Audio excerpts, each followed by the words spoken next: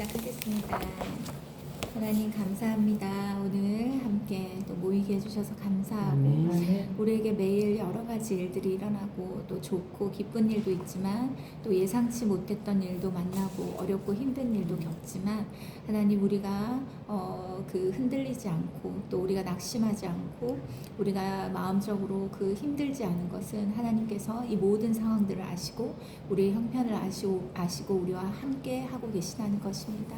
하나님 우리와 함께 하시는 하나님 때문에 우리가 늘 평안을 잃지 않고 그 평안을 지킬 수 있는 우리가 되게 하여 주시고 어떤 문제에 영향 받는 것이 아니라 이것을 주님과 함께 어떻게 또 이겨나가고 어떻게 해결해 갈지 그것을 적극적으로 생각하고 믿음으로 생각할 수 있는 우리 양육반 한 분 한 분 되게 하여 주시옵소서.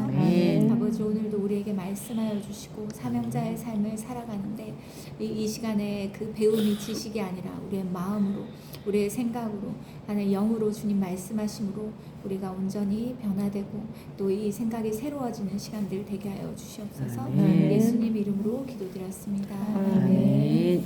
네. 오늘은 126쪽인가요? 네. 126쪽 같이 책을 안 갖고 있지? 책 안 갖고 오셨어요? 그래서 괜찮다고 해서 남편 데리고 왔으니까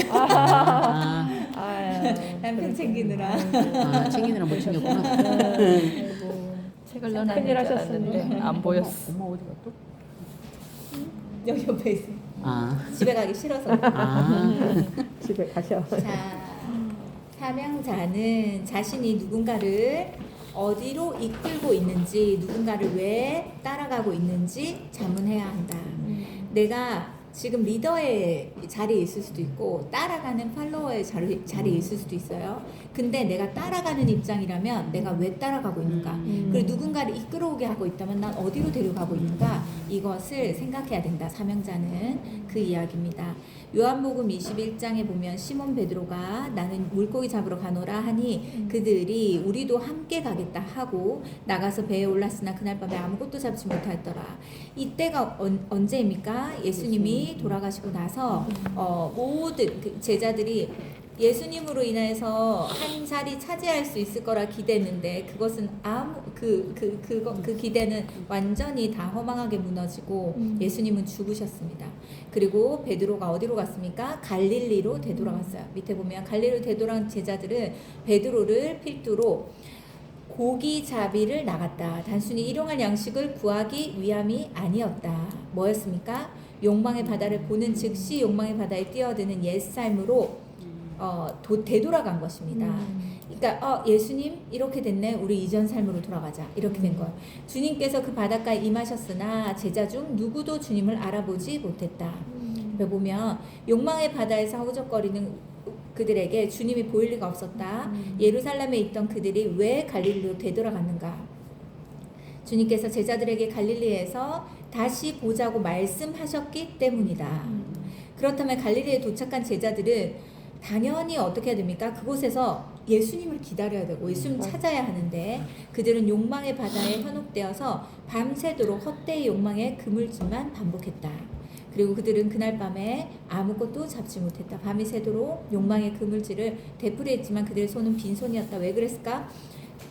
무엇입니까? 욕망이라는 것 자체가 본래 실체가 없는 물거품에 지나지 않기 때문이다. 욕망을 쫓는 삶은 많은 것을 획득하는 것처럼 보인다. 그러나 그 사람은 하나님 보시기에 언제나 빈손일 뿐이다. 네. 오른쪽에 보세요. 우리는 어떠한가 이야기합니다. 지난 한 달 동안 욕망의 그물질만 반복한 것은 아닌가? 우린 지금 무엇을 위해, 누구를 위해, 어떤 목적을 위해 살아가고 있는지를 한번 생각해 보세요. 그렇다면 우리가 한 달 동안 밤이 맞도록 수고했을지라도 하나님 앞에서 우리의 손은 빈손일 수밖에 없다. 우리가 지난 1년 동안 욕망의 그물질을 되풀이했다면 우리가 지난 1년 동안 온갖 수고를 다했어도 우리는 하나님 앞에서 빈손일 뿐이다. 우리가 일평생 욕망의 바다에서 허우적거린다면 우리가 이 땅에서 쌓은 금, 은, 보화, 태산처럼 높다 할지라도 하나님 앞에서 우리는 아무것도 갖지 못한 거린에 지나지 않는다. 자신의 코끝에서 호흡이 멈춘 후에 하나님 앞에서 가지고 갈 수 없는 것들을 위해 그 그물질을 하는 삶은 결국 빈손일 수밖에 없다. 그 누구도 이 땅에 사명자로 살아갈 수 없다. 이것을 깨닫지 못하는 사람은 사명자로 살아갈 수 없다는 것입니다. 그 사람은 허망한 욕망의 그물질을 반복하느라 매일 천하보다 귀한 자기 생명을 어이없이 갉아먹기 때문이다. 제가 최근에 상담을 한 분이 계셨는데요. 그분이 원래 집이 2채가 있었고 새 아파트 하나, 그다음 헌 아파트 하나, 집이 2채가 있었고 진짜 사장으로 떵떵거리면서 직원들을 부리면서 그렇게 사는 분이었어요. 그런데 그 보증을 잘못 쓴 거예요. 보증. 그래가지고 모든 걸 다 잃었어요.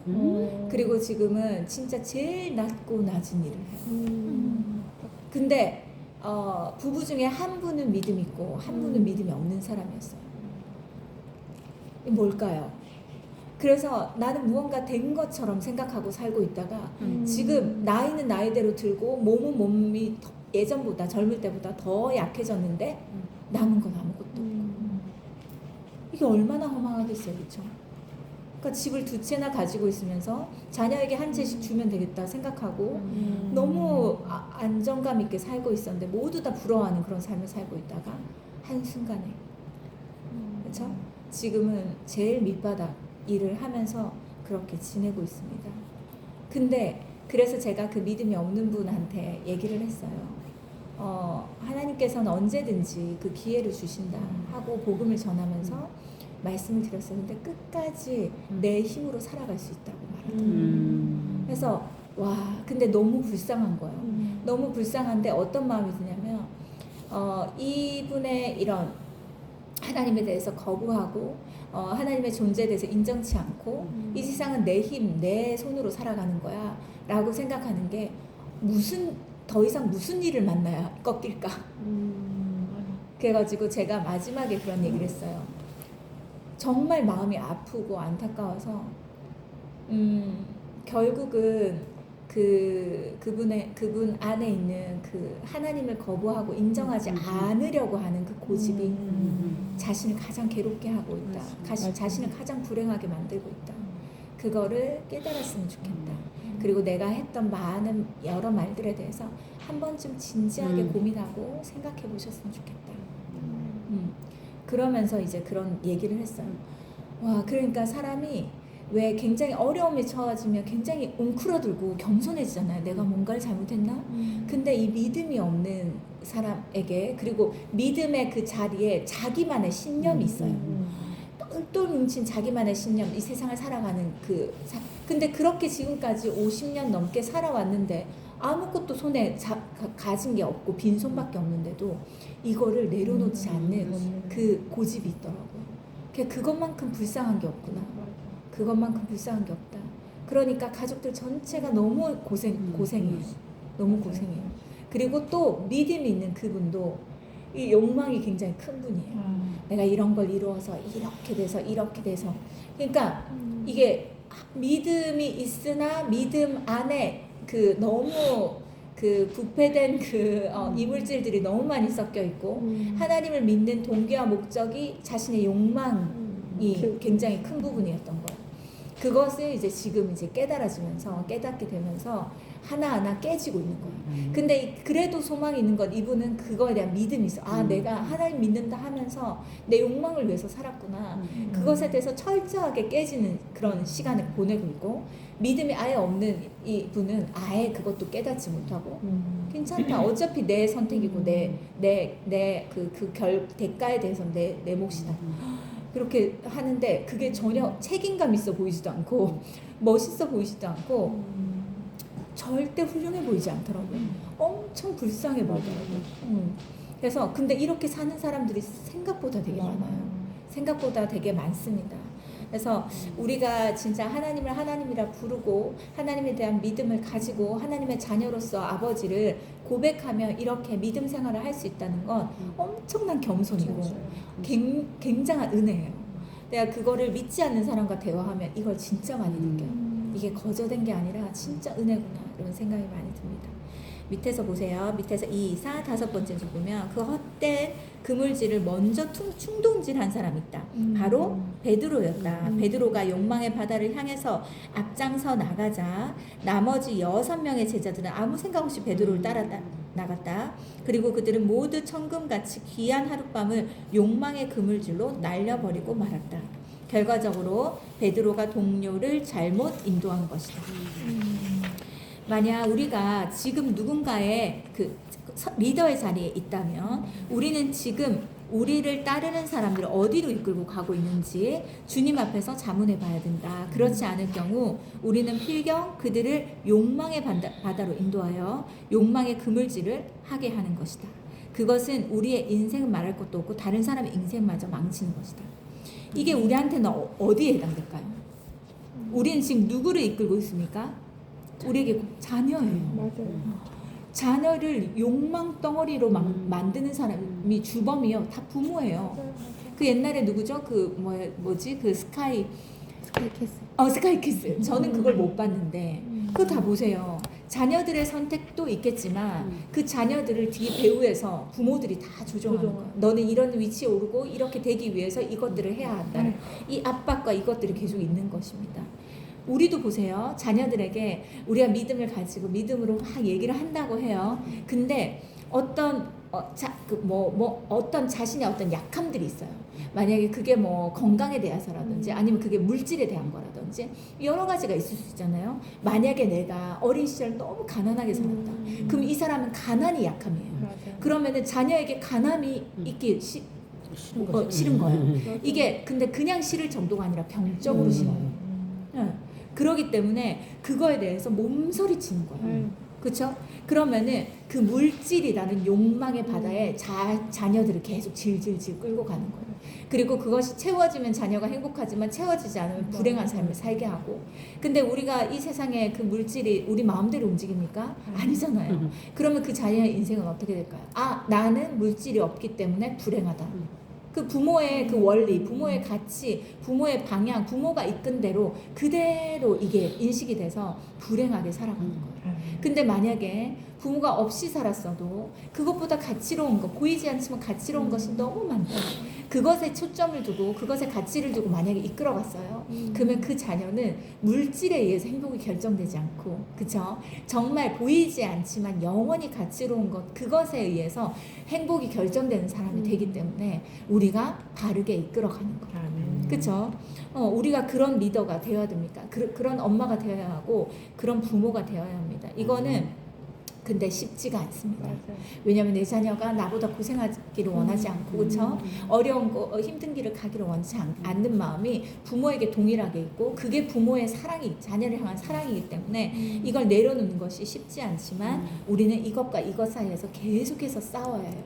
그리고 이 가치, 잘못된 가치, 잘못 이끌어가고 있는 이것들을 계속 빼내야 됩니다. 말씀을 통해.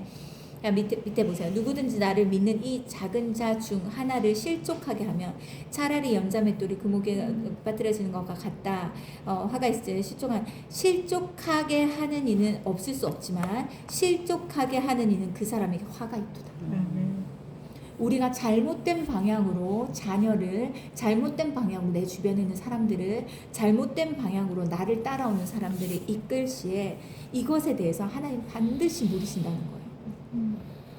화가 있다 이렇게 말합니다. 그래서 내가 지금 잘 이끌어가고 있는가? 이게 내 원함대로 이끌어가고 있는가? 하나님이 원하신 대로 이끌어가고 있는가? 이걸 계속 분별해야 돼요.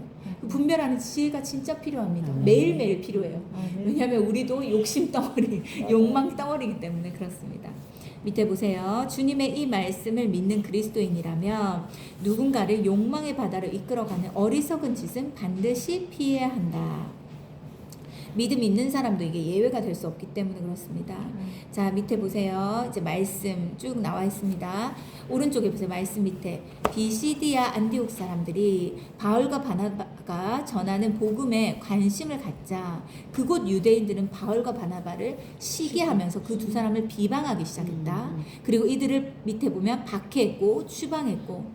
근데 이 사람들이 어떤 사람이었냐? 무식한 사람들이 아니었어요. 밑에 보면 상류층 인사들이었어요. 그렇죠? 그런데 그들은 무엇이 옳고 그른지 앞뒤를 따져보지 않으려고 했다. 어떻게 했습니까? 밑에 좀 보면 그들을 선동한 유대인들과 그들이 모두 욕망의 바다 속에서 허우적거리는 무리였기 때문에 이들이 사람을 보는 눈이 가려진 거예요. 이건 진짜 무서운 거예요. 욕망으로 우리의 눈이 가려지면 눈에 뵈는 게 없습니다. 분별도 없고 지혜도 없고 모든 것이 다 떠나가 버립니다. 욕심으로 똘똘 뭉친 사람이 되는 거죠. 자, 밑에서 8번째 줄 보면 빌라도 총독에 의해서 예수님이 사형 선고를 받았죠. 그렇죠? 근데 이 빌라도 총독을 계속해서 압력을 가해가지고 예수님을 사형해 예수님을 죽이라고 했던 사람들이 누구였습니까? 무리들이었어요. 근데 이 무리들, 근데 그 밑에 보면 우리가 누군가를 어디로 이끌어가고 있는지, 누군가를 왜 따르며 그를 따라 어디로 가고 있는지 주님 안에서 스스로 자문하지 않는다면 우리는 욕망의 바닷속에서 누군가를 선동하는 악행을 저지르거나 누군가에게 선동당하는 무지에서 벗어날 수밖에 없다. 벗어날 수 없다. 사명자는 언제 어디에서나 진리를 쫓으며 누군가를 진리의 물가로 인도하는 사람이다. 그렇죠? 우리가 영원히 변하지 않는 진리로 우리가 계속 내가 그것을 쫓아가고 있고 누군가를 쫓아오게 하고 있다면 너무너무 지금 잘 가고 있는 것입니다. 근데 그렇지 않다면 진리 빠진 내 욕심, 내 욕망으로 이끌어가고 있다면 이것은 지금 하나님께서 경고하시고 다시 우리에게 돌이키라고 기회를 주시는 것입니다. 자, 여기 보세요. 그 다음 사명자는 현재형으로 임해 계시는 주님에 대해서 깨어 있어야 합니다. 현재형으로 임해 계시는 주님 뭘 말하는 걸까요? 지금 현재 나와 함께 하신 하나님, 지금 현재 나를 보고 계신 하나님, 지금 현재 내 곁에 계신 하나님, 그 하나님에 대해서 계속 의식하는 사람이 사명자가 된다는 거예요. 사명을 이루는 사람이 된다는 것입니다. 밑에 보세요. 날이 새어갈수록 바닷가에 서 계셨으나 제자들이 예수인지를 알지 못했다. 이게 뭡니까? 밑에 보면 제자들이 밤새도록 헛되이 욕망의 그물질을 되풀이하던 그 욕망의 바닷가에서 예수님께서는 서 계셨지만 제자들은 예수님을 알아보지 못했다. 욕망의 눈이 먼 제자들에게 예수님이 보일 리가 없었다. 자, 개역개정판을 보면 예수님께서 바닷가에 서셨으나 제자들이 예수인지 알지 못하는지라로 번역되어 있다. 즉 예수님께서는 과거형으로 서 계시고 제자들은 현재형으로 예수님을 알아보지 못하는 것으로 돼 있었다. 이거 뭘 말하는 건가요? 이 제자들에게 예수님이 이미 잊혀진 거예요. 현재 속에 없는 분입니다. 근데 지금 현재 속에 예수님이 와 계세요. 우리가 지금 이와 같다는 거예요. 예수님은 지금 2000년 전에 십자가에서 뭐 그때 계셨던 예수님이 아니라 지금 나와 영으로 함께하고 계신데 내가 이걸 자꾸 이전의 예수님이라고 생각하고 싹 잊어버리고 지금은 나 혼자 살아가고 있다는 거예요. 예수님 없이. 오른쪽에 보세요. 2000년 전 주님께서는 갈릴리 바닷가에 현재형으로 서 계셨다. 그러나 불행히도 제자들은 이미 주님을 과거형으로 망각하고 있었다. 욕망의 바다에 빠진 제자들은 주님을 까마득히 잊혀진 과거의 존재일 뿐 더 이상 현재의 주님이 아니셨다. 아무리 그래도 그렇지 주님께서 현재형으로 임해 계시는데 어찌 제자들이 그 주님을 과거형으로 잊을 수 있단 말인가. 제자들만 유별나게 못난 인간이어서 그렇게 된 것이 아니다. 뭡니까? 우리 역시 제자들과 조금도 다를 것이 없다. 주일 예배가 끝나고 예배당 문을 나서는 순간부터 우리는 주님을 과거형으로 잊어버린다. 일주일 내내 우리 삶의 현장에 임해 계시는 주님을 새까맣게 망각한 채 욕망의 바다에서 헛되이 욕망의 그물질만 되풀이하는 것이다. 그리고 주일이 되면 그제서야 성경책을 찾아들고 예배당에 나와 잠시 주님을 현재형으로 생각하다가 잠깐 주님 느끼는 거죠. 예배 때 예배가 끝남과 동시에 또다시 주님을 과거형으로 주머니 속에 구겨놓고 욕망의 바다로 치닫는다. 본문 속에 제자들의 형태가 영락없이 우리 자신의 모습이다. 맞죠? 네, 맞습니다. 밑에 보세요. 한국 그리스도인들은 간증을 좋아합니다. 간증. 하나님이 이렇게 하셨고 이런 거. 그래서 뭐 이게 CBS나 CTS에 간증자들 맞아요. 엄청 많이 나오잖아요. 근데 밑에 보세요. 간증은 주님께서 과거에 베풀어 주신 은혜에 대한 고백인 반면에 그리스도인의 삶의 성숙은 언제나 현재형으로 자신과 함께 하고 계시는 주님에 대해 깨어 있을 때만 가능하다. 현재 나와 함께하고 계시나 하나님에 대해서 내가 깨어있는 것, 이것이 성숙이지. 간증을 10년 전에 간증, 20년에 전에 간증을 계속 하고 있는 것이 그 사람 과거에 계속 머물러 있는 것입니다. 그것도 잊지 않아야겠지만 지금 현재 나와 함께 하시는 하나님을 우리가 절대 놓쳐서는 안 됩니다. 옆에 보면 한국 그리스도인들이 간증을 좋아하면서도 삶이 성숙해지지 않는 것은 결국 주님을 과거형으로만 기억하고 있기 때문이다. 성경 공부를 하며 은혜롭게 간증을 나누던 그리스도인들이 전혀 뜻밖의 상황을 맞으면서 언제 간증했나는 듯이 그리스도인답지 않게 대응하는 것을 그 뜻밖의 상황 속에서 현재형으로 임해 계시는 주님을 의식하지 못하기 때문이다. 그런 자세로서는 사명자의 삶은 불가능하다. 영성은 거창한 것이 아니다. 영성은 언제나 내 삶의 현장에서 나와 함께하고 계시는 주님에 대한 통찰력, 그 주님에 대한 깨어 있습니다. 아멘. 영성이 뭐라고요? 언제나 내 삶의 현장에서 함께 하고 계시는 주님에 대한 통찰력, 주님에 대해서 깨어 있는 것이다. 하나님을 내 현재의 삶에서 계속 의식하는 것, 이게 그 사람의 영성이에요. 지금 이 자리에 이 공간에 하나님 함께 하고 계시지. 내가 뭐 만약에 반찬을 만들 때도 이 주방에 예수님 계시지. 이런 거. 화장실 청소를 할 때도 이곳에 주님 계시지. 우리 지난주에 대청소 했잖아요. 대청소하는 그곳에서도 주님이 이 자리에 우리와 함께 하시지. 이게 그 사람의 영성이에요. 그걸 이렇게 깊이 친밀하게 느끼는 사람, 경험하는 사람, 매일 그 영성을 힘입어야 어떤 상황 속에서도 사명자로 살아갈 수 있다. 아멘. 되어 있어요. 그래서 제가 간증에 대해서 얘기하고 싶은 게 있는데, 제가 간증 물론 엄청 귀합니다. 그런데 우리는요, 이번 주에 간증이 있어야 돼요. 바로 오늘의 간증이 있어야 하고 매일매일 이 간증이 있어야 됩니다. 그렇죠? 저한테도 엄청 믿기 어려운 엄청난 간증들이 있습니다. 재정에 대한 간증, 뭐 건강에 대한 간증, 엄청나. 우리 자녀에 대한 간증, 엄청나게 드라마틱하고 얼마나 기적 같은 일들을 많이 경험했는지 모릅니다. 근데 내가 그것에 계속 머물러 있고 그것에 계속 멈춰 있다면 나는 지금 나와 함께하고 계시는 하나님을 경험하지 못하고 지금의 나 하나님을 내가 놓치고 있는 거예요. 근데 하나님은 살아계시고 매일매일 모든 순간 나와 함께 하시기 때문에 그 하나님과 함께 보내는 모든 시간들이 나에게 간증인 거예요. 아멘. 나에게 하나님과의 추억인 것이고 그것이 나에게 선물 같은 매일매일인 거예요. 그렇다면 오늘 내가 이런 고민에 빠져 있었는데 하나님께서 내 기도 중에 이런 말씀을 하셨고 나를 이렇게 일으켜 주시는 이 날이 만약에 오늘이라면 오늘은 그 간증인 거예요. 아멘. 근데 내일 돼가지고 어제 내가 그런 일이 있었지 하고 그날에 하나님을 내가 놓치고 있다면 그럼 난 또 과거 속에 머물러 있는 사람이고, 이렇게 되지 않도록 주의하라고 합니다. 그래서 간증이 지금 간증해보세요. 어떻게 하나님 만났습니까? 했는데 한 10년 전 거 얘기하고 한 5년 전 거 얘기하고 뭐 그래도 좀 건강하다 싶은 사람은 1년 전 거 이런 거 얘기합니다. 근데 바로 어제, 바로 지난주, 바로 이번 달 아니면 지난달 하나님이 이런 일을 내 안에서 행하셨어요. 이거를 말할 수 있는 사람이 돼요. 그 사람이 바로 하나님과 함께 현재를 살아가고 있는 사람이에요. 그렇죠? 밑에 보세요. 모세가 시내산에서 하나님 부르심을 받았습니다. 그에게 주어진 하나님 명령은 이집트에서 노예살이를 하던 백성들 구원하라는 거였어요. 근데 보세요. 모세는 40년 동안 이집트 왕자로 살았어요. 그렇다면 이집트의 군사력이 얼마나 막강한지 제일 잘 아는 사람이었어요. 근데 하나님은 군인 한 사람, 무기 하나도 주지 않고 이스라엘 백성들을 데리고 나오라고 했습니다. 이건 너무 무모한 일이에요. 그렇죠?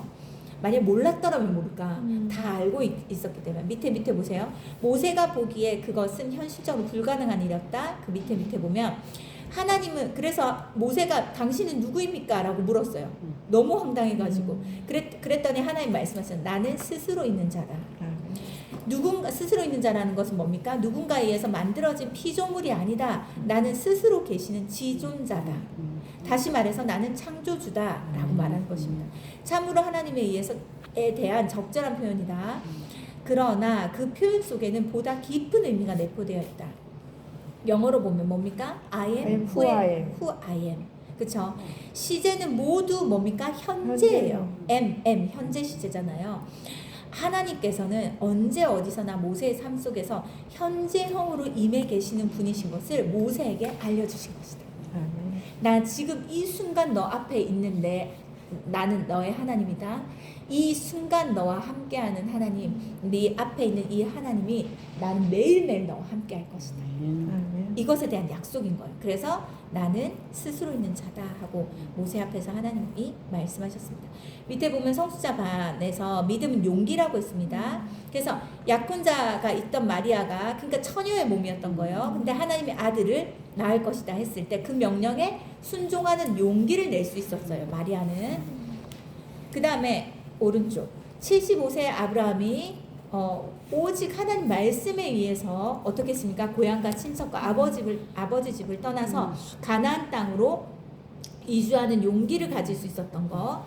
이 모두 그들의 삶 속에서 현재형으로 그들과 함께하고 계시는 하나님을 절대적으로 신뢰했던 결과다. 지금 나와 함께 하시는 하나님에 대해서 신뢰하는 것까지가 엄청 중요해요. 지금 함께 하시는 거 믿고 있거든요. 이건 부인하지 못하는데 그 신뢰를 못해요. 그래도 내가 해야지. 이렇게 하나님에 대해서 못 믿어하는 그리스도인들이 얼마나 많은지 모릅니다. 그래서 내 방법으로, 내 시간에, 내 때에, 막 내 어떤 것으로 이렇게 뭔가를 해결하려고 하는 것이 되게 많습니다. 다윗도 보세요. 시편 23편을 보면 내가 사망의 음침한 골짜기로 다닐지라도 해를 두려워하지 않을 것은 주께서 나와 함께 하심이라. 주의 지팡이와 막대가 나를 안위하시나이다. 다윗의 인생에는 굴곡과 풍파가 많았습니다. 그러나 다윗은 그 어떤 사망의 음침한 골짜기가 앞길을 가로막아도 조금도 두려워하지 않았습니다. 하나님께서 자신과 함께 하시면서 하나님의 지팡이와 막대기로 자신을 현재형으로 안위해 주심을 굳게 믿은 까닭입니다. 다윗 역시 그 믿음으로 사명자의 삶을 완수할 수 있었습니다. 우리가 지난날 인생의 길목에서 사망의 음침한 골짜기를 지날 때 그때 주님께서 현재형으로 우리와 함께하고 계셨습니다. 우리가 이 책을 읽는 지금도 주님께서 우리의 삶 속에 현재형으로 함께하고 계십니다. 그리고 앞으로 우리가 어디로 가든 주님께서 변함없이 현재형으로 우리와 함께 하실 것입니다. 그 주님의 대에 깨어 있을 때 우리는 그분을 힘입어서 그 어떤 역사의 경랑 속에서도, 어떤 역사의 어려움 속에서도, 격변하는 이런 어려움 속에서도 사명자로 우리는 살아갈 수 있습니다. 자, 그 다음 사명자는 주님 앞에서 낮고 낮은 어린아이의 마음이어야 한다.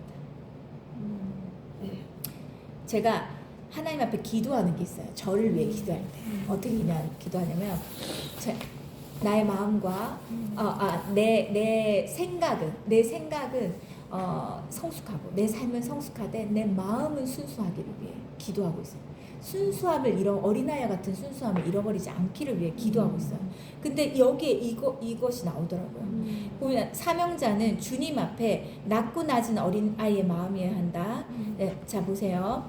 예수께서 이르시되 얘들아 너희에게 고기가 있느냐라고 했는데 대답하되 없다라고 말했습니다. 밑에 보세요. 어부였던 제자들이 자신들의 능력을 믿고 욕망의 바닥에 뛰어들 때 그들은 이미 주님을 과거형으로 잊고 있었다. 그러나 밤새도록 욕망의 그물질을 반복했지만 그들의 능력으로는 아무것도 얻을 수 없음을 절감했다. 비로소 그들에게 자신들을 부르는 주님의 음성이 그때 들리기 시작한 겁니다. 그래서 인간의 실패는 뭡니까? 하나님의 은총 중에 은총입니다.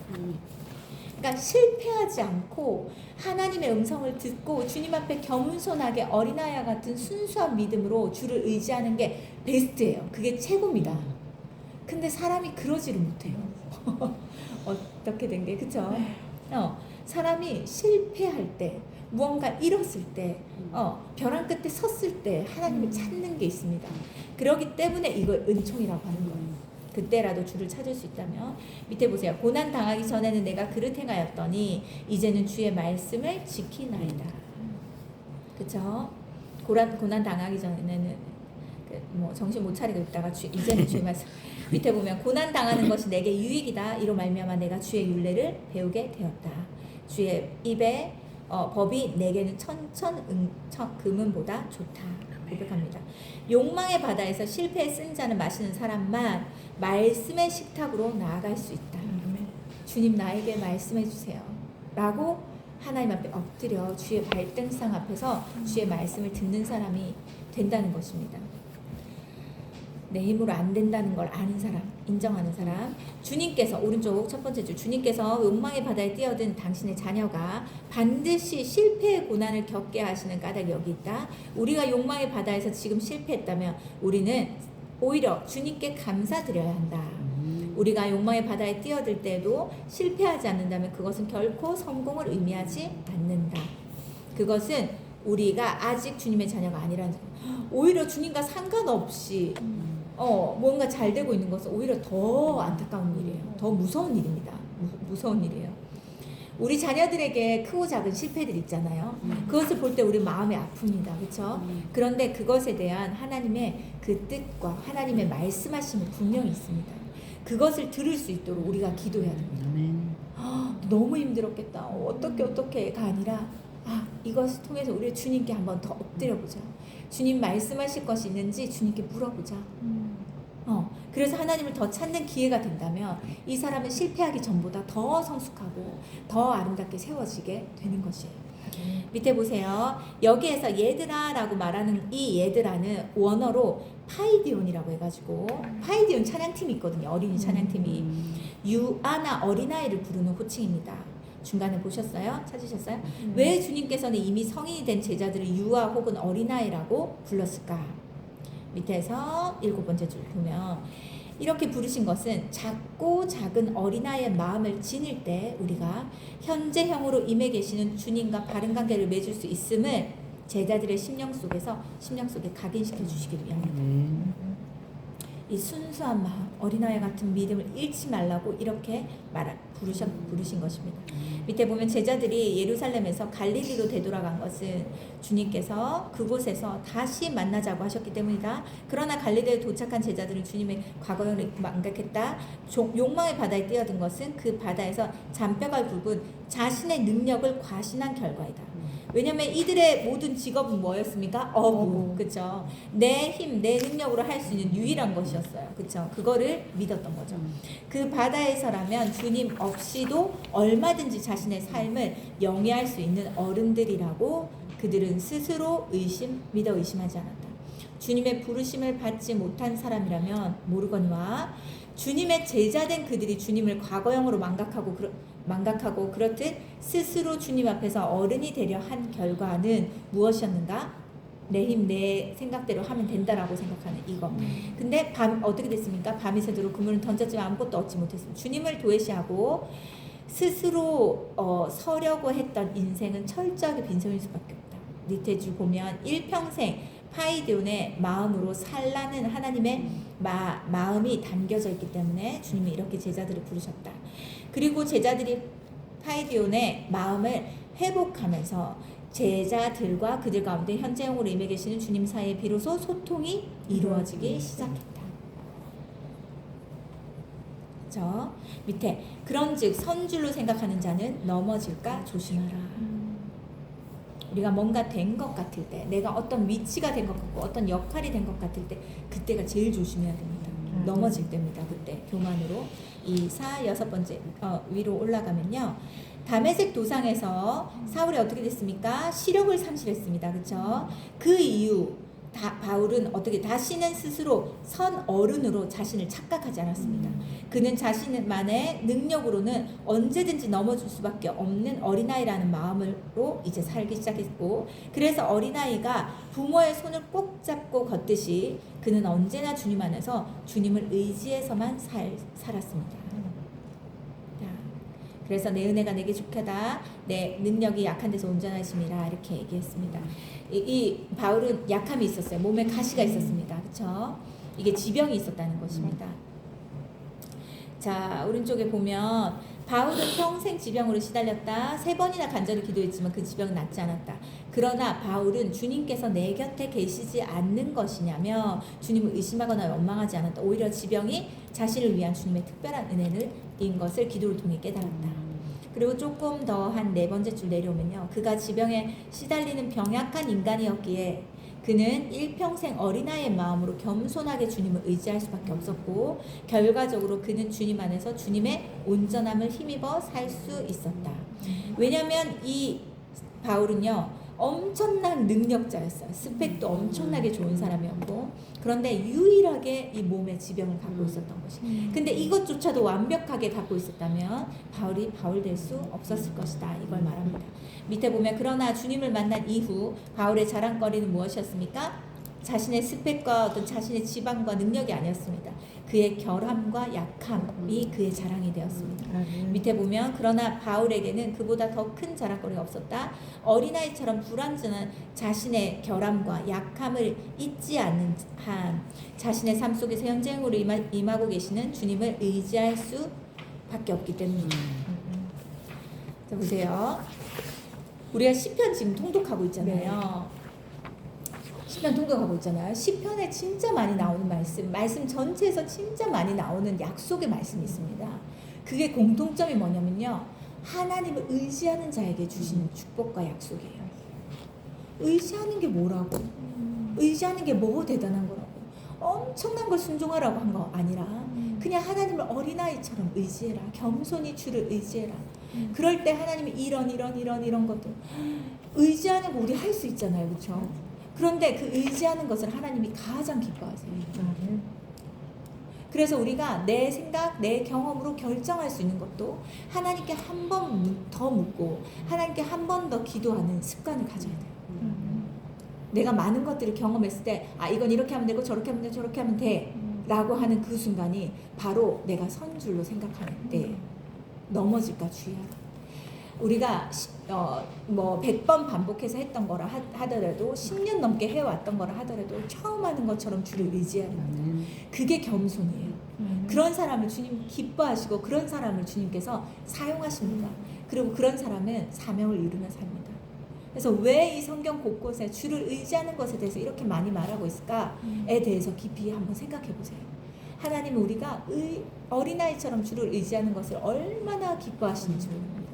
왜일까요? 너는 약해, 나는 강해. 그러니까 너가 나를 의지해. 이걸까요? 하나님이 사람을 만드실 때 교제하기 위해서 만드셨어요. 관계를 위해서 만드셨어요. 하나님과 상관없이 하나님과 무관하게 나 혼자 이거 하고 저거 하는 것에 그 하나님의 계획 속에 그런 게 없었어요. 하나님은 창조자, 우리는 피조물, 우리를 만드신 하나님에 의해서 우리는 이 세상을 살아가야 하는데 하나님과 상관없이 사는 이 사람들이 얼마나 그 실패와 실수와 넘어짐과 이것들이 계속 반복됩니다.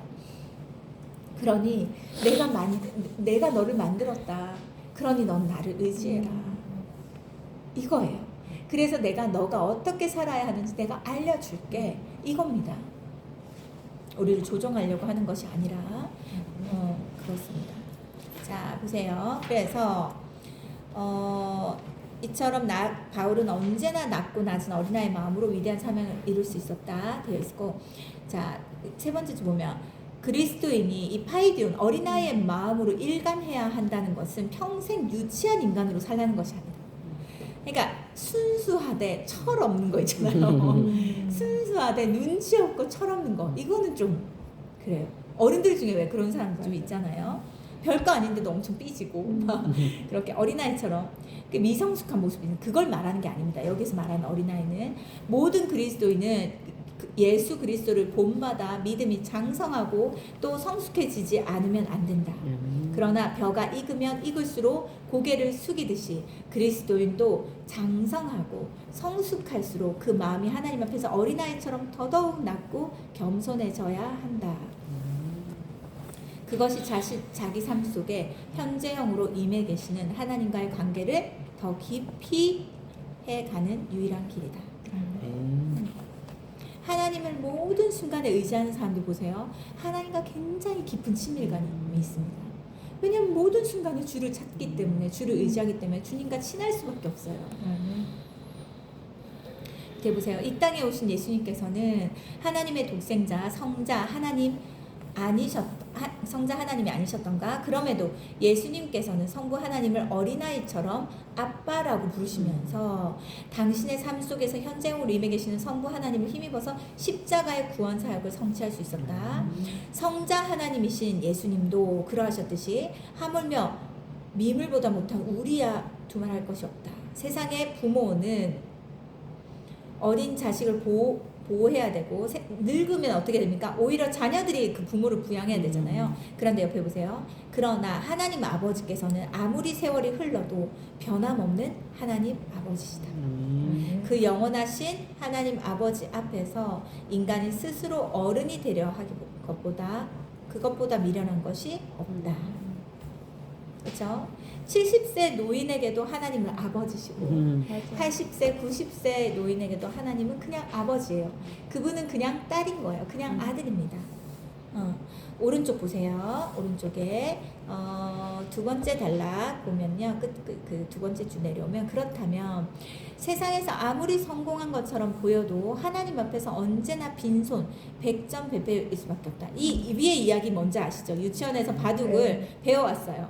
그리고 잘하는 사람이 흰 알을 하잖아요. 근데 아빠가 이거 못할 줄 알고 자기가 흰 알을 딱 차지한 거예요. 이게 지금 우리가 하나님 앞에서 하고 있는 것 같다. 이걸 말하는 겁니다. 자, 보세요. 주님께서 오늘도 우리를 향해서 파이든이라고 부르고 계신다. 근데 그래서 우리는 어떻게 해야 됩니까? 항상 어린아이 같은 겸손한 마음으로 검은 돌을 잡아야 되는데 그때부터 우리의 삶 속에 현재형으로 임해 계시는 주님과의 깊은 대화가 시작되고 그분을 힘입어서 그 어떤 역경과 고난 속에서도 사명자의 길을 걸어갈 수 있다. 너무 좋은 내용이죠, 그렇죠? 주님과 대화하는 시간을 많이 가지시면 좋습니다. 자, 밑에 보세요. 사명자는 그물이 찢어지면 안 된다.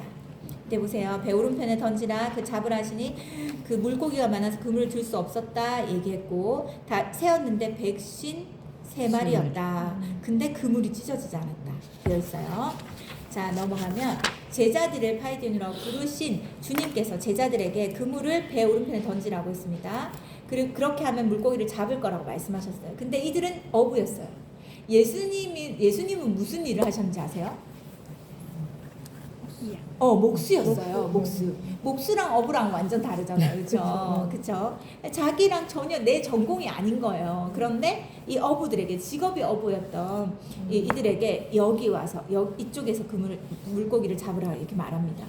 그런데 위에서 6번째 줄 내려오면 그럼에도 빈손인 그들에게 주님께서 배 오른편의 그물을 다시 던지라 한 것은 이제부터 주님 안에서 주님의 말씀을 따라 다시 시작하라는 것이다.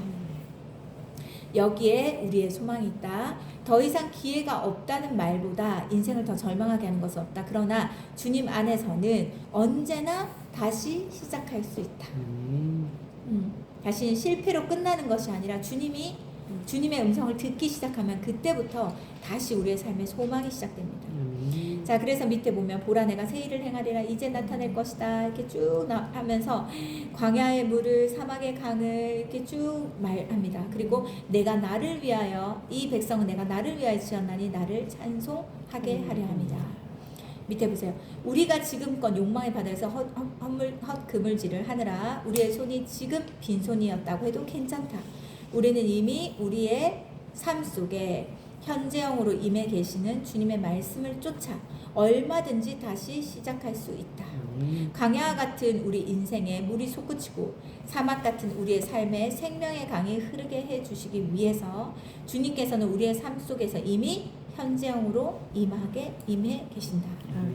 오른쪽에 보면 밤새도록 아무것도 잡지 못한 제자들이 주님의 말씀에 의지하여서 배 오른편에 다시 그물을 던진 결과는 어떠했는가? 물고기의 씨가 아예 말라버린 것 같은 그 갈릴리 바다에서 얼마나 많은 물고기가 잡혔던지 제자들이 그물을 들어 올릴 수 없을 정도였다. 그토록 많은 물고기가 잡혔는데 어떻게 말합니까? 그물이 찢어지지 않았음을 증언하고 있다. 이것은 대단히 중요한 사실을 우리에게 전해주고 있다. 자, 한 4번째 줄 내려오면 평소라면 그 정도 많은 물고기 잡힌 경우에 어떻게 됐을까요? 반드시 그물이 찢어졌다는 것입니다. 그러나 그날 새벽에는 반드시 찢어져야 할 그물이 전혀 찢어지지 않았다. 그 이유가 무엇인가? 제자들이 잡아 올린 물고기가 익티스라고 해가지고 익투스라고 하는데 이건 뭐냐면 헬라어 스펠링으로 헬라의 성경에서 가장 중요한 5단어입니다. 그래서 익투스인데 이거 뭐냐면 그 물고기 차 뒤에다가 익투스라고 적혀 있는 거 있잖아요. 그것에 대한 의미예요. 이게 뭐냐면 자, 이 한 글자씩 따라가지고 E로 시작되는 단어는 예수. 그 다음에 크로 시작되는 단어는 그리스도, 테로 시작되는 하나님, 휘는 아들, 소는 구원자 해가지고 예수 그리스도는 하나님의 아들이요 구원자시다. 이겁니다. 이것에 대한 고백이 바로 익투스, 물고기입니다. 그냥 물고기가 아니라는 거죠. 여기 나오는 물고기는. 이 말은 신약 성경의 핵심이다. 그 핵심을 이루는 5단어의 첫 글자를 조합한 단어가 익투스다. 물고기이기에 익투스는 초대 교회 시절 그리스도인의 상징이었다.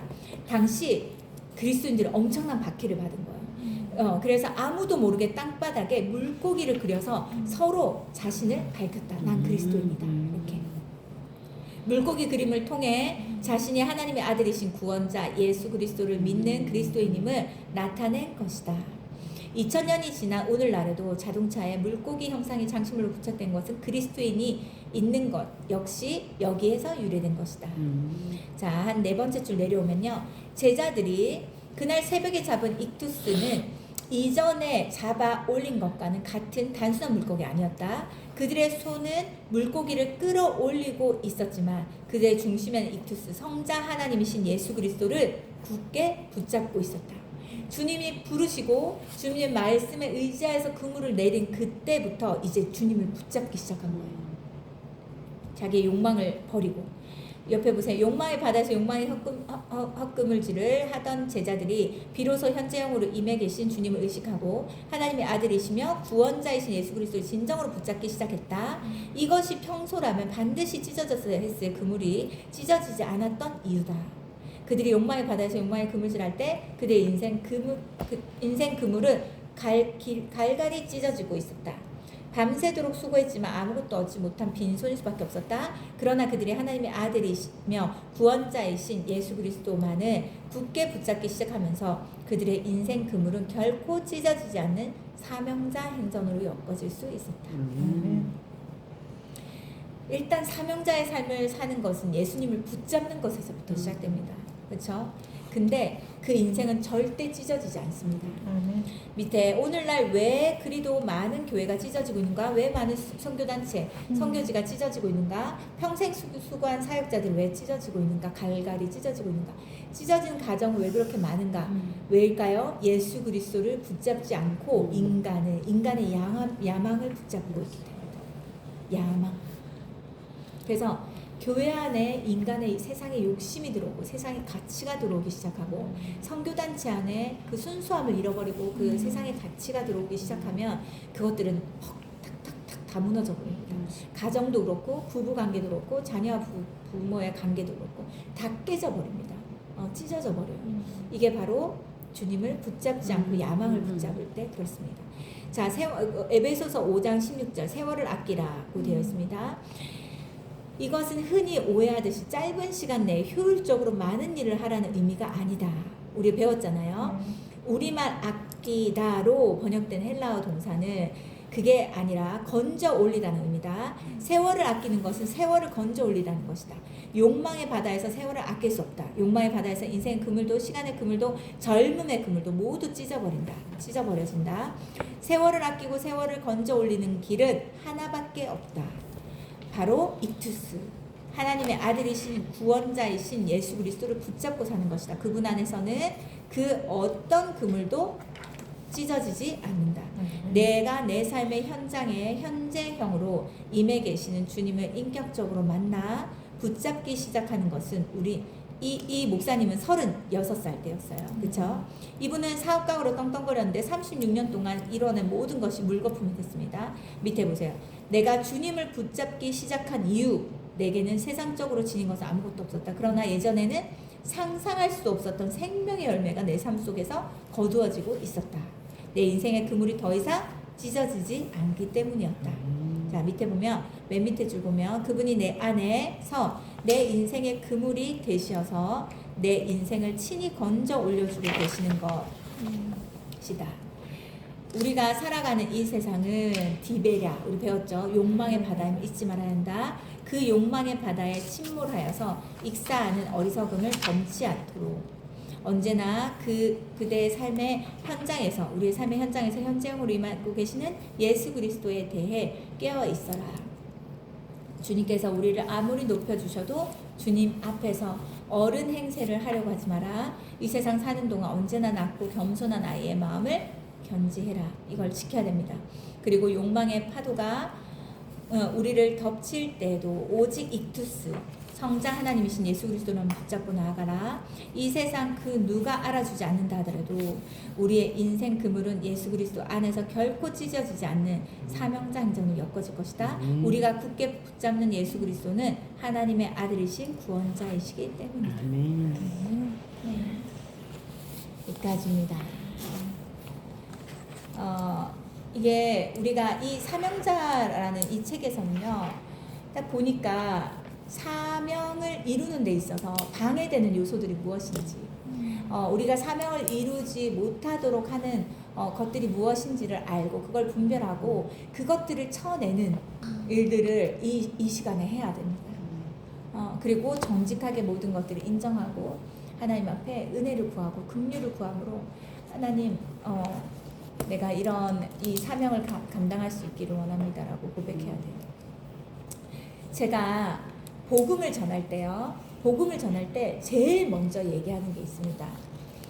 제가 이제 세가족 교육도 해야 되고, 그렇죠? 뭐 세례 교육도 해야 되고, 복음을 전해야 될 때가 많잖아요.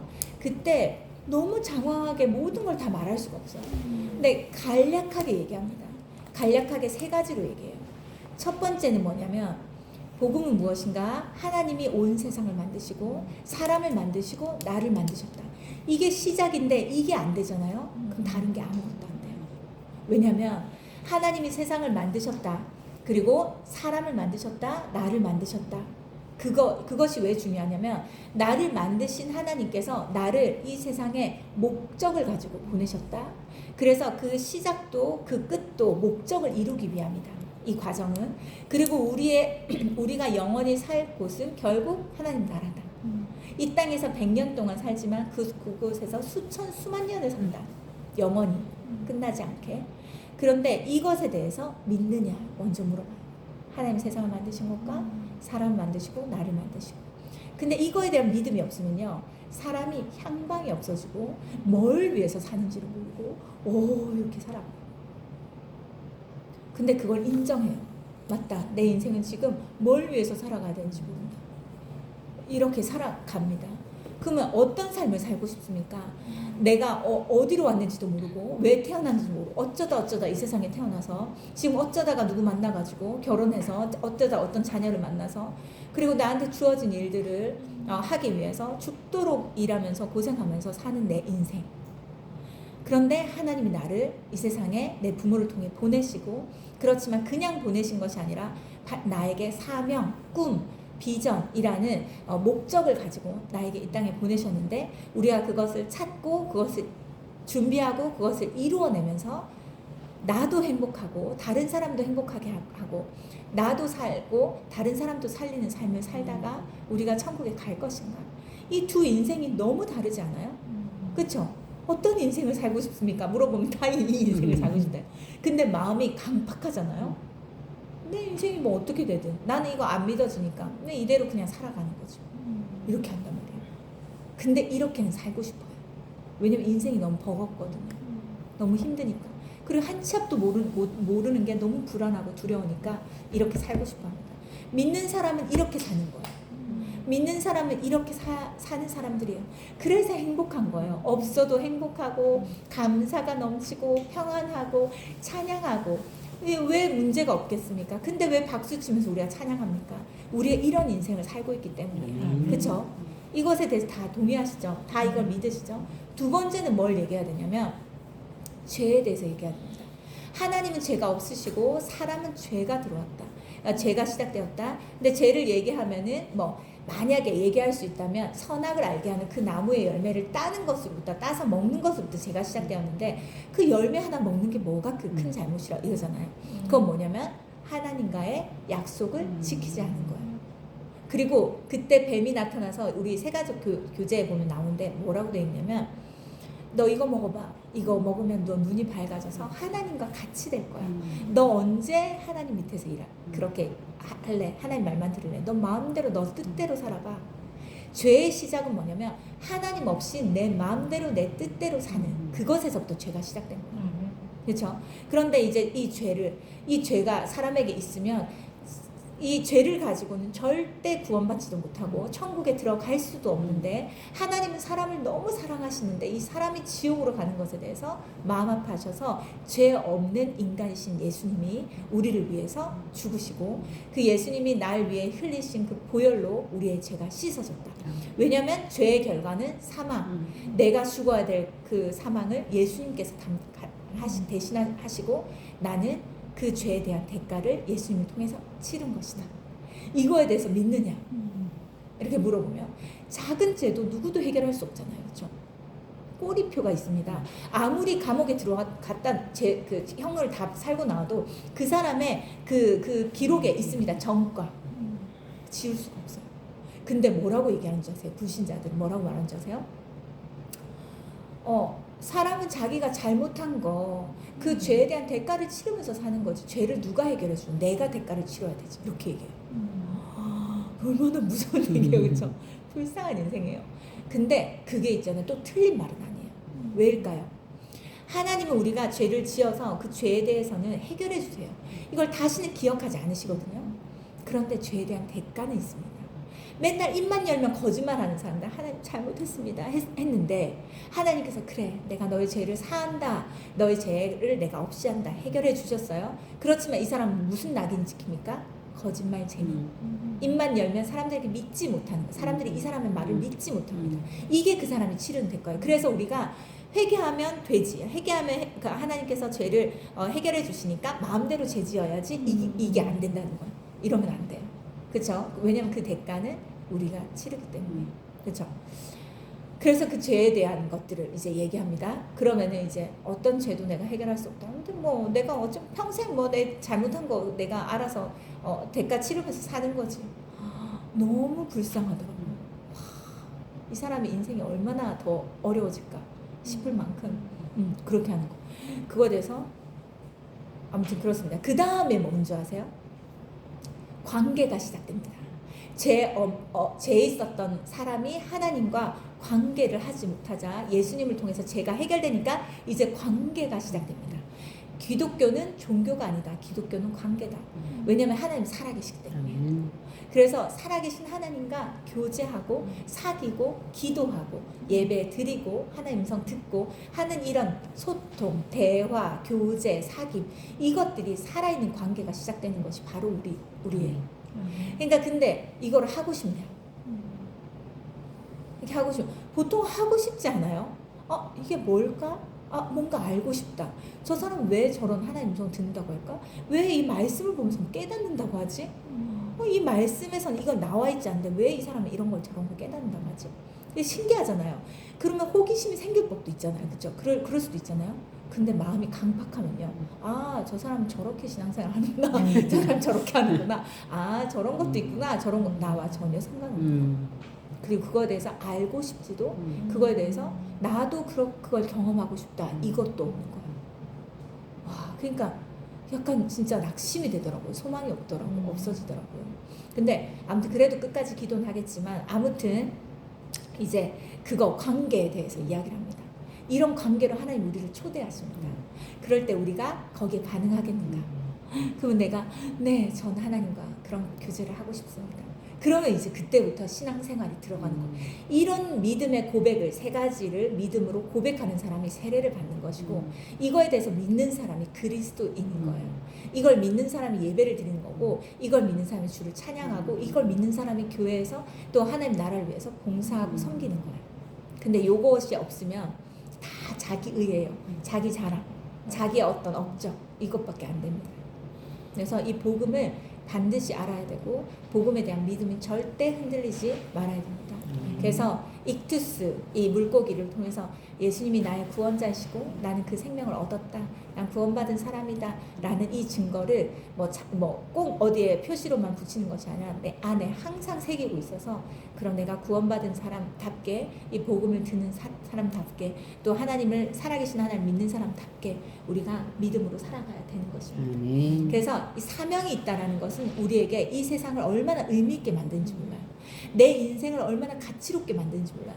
내가 20살이든 30살이든 40살이든 내가 하는 것에 얼마나 이게 가치로운 일인지 모릅니다. 왜냐하면 우리는 사람을 살려내는 삶을 사니까. 그렇죠? 어떤 연예인의 그 간증이 아니라 무슨 메시지를 들었어요. 그 메시지 안에 무슨 얘기를 하냐면 엄청 유명한 연예인들 초반 때부터 10대 초반 때부터 주인공을 했대요. 그러니까 아버지의 마음 부른 그 가수 누군지 알아요? CCM 가수 아버지 당신의 마음이 있는 곳에 그 CCM 가수가 있거든요. 그 가수랑 결혼한 여자 연예인이에요. 정한가? 아무튼 되게 유명한 그 있어요. 예쁜 사람. 근데 그 사람이 메시지 3분인가 10분인가 메시지 전하는 게 있었는데 그 사람이 엄청난 너무 성공을 했는데 그 사람이 심각한 우울증에 걸려가지고 완전 자신의 방향을 잃어버린 거예요. 그러고는 근데 굉장히 주인공으로 잘 나가고 있을 때 그때에 우울증이 오고 정신질환이 와가지고 이 사람 엄청난 그 압박이 있었던 거예요. 그래서 그 연예계 그 일들을 내려놓고 바로 시작한 것이 성경 공부를 시작했대요. 성경 공부를 다시 시작하면서 내가 왜 살아야 되는지 무엇을 위해 살아야 되는지를 하나하나 찾기 시작한 거예요. 그러면서 단기 선교를 갔다가 그 죽어가는 에이즈 아이들을 보면서 이 아이를 내가 살리고 싶다 라는 그 열망이 생기면서 사명이 주어지면서 그 에이즈 환자도 지속적으로 약을 투입하면 정상적으로 회복될 수 있대요. 근데 그 약이 비싸기 때문에 할 수 없어서 한 명씩 이제 결연 아동 해가지고 그 한 명을 살려냅니다. 그래서 그 한 명이 정상인이 되고 그 한 명이 결국은 결혼을 하고 정상적인 아이를 낳습니다.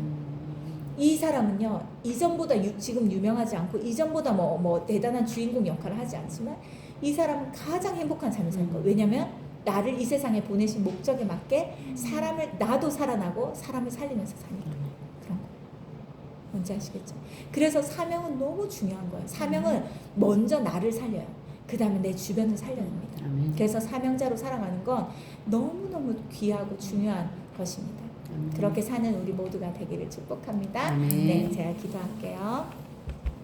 하나님 감사합니다. 우리를 이 세상에 그냥 보내신 것이 아니라 또 목적을 가지고 또 아름다운 일을 펼치며 또 그 생명력 있게 살아가기 위해서 우리를 이 세상에 보내심을 감사합니다. 먼저는 우리에게 붙여준 이 자녀들과 가족들을 살려내기 원하고 영원한 가치로 이끌어갈 수 있는 우리가 되기를 원합니다. 세상의 야망과 욕심과 세상의 가치, 세상 사람들이 말하는 세상의 가치들을 쫓아 나도 똑같이 따라가기 위해서 헉헉거리는 인생이 아니라 하나님께서 말씀하신 영원한 것, 가치로운 것, 아름다운 것, 무엇이 거룩하고 무엇이 고귀한 것인지 알고 그것을 붙잡고 놓지 않는 우리가 되게 하셔서 우리가 나를 따르는 사람에게도 내가 따라갈 때도 이 영원한 가치만을 쫓아가고 이 진리만을 쫓아가는 우리가 되게 하여 주시옵소서.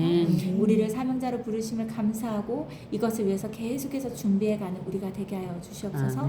예수님 이름으로 기도드렸습니다. 아멘. 네, 수고하셨습니다.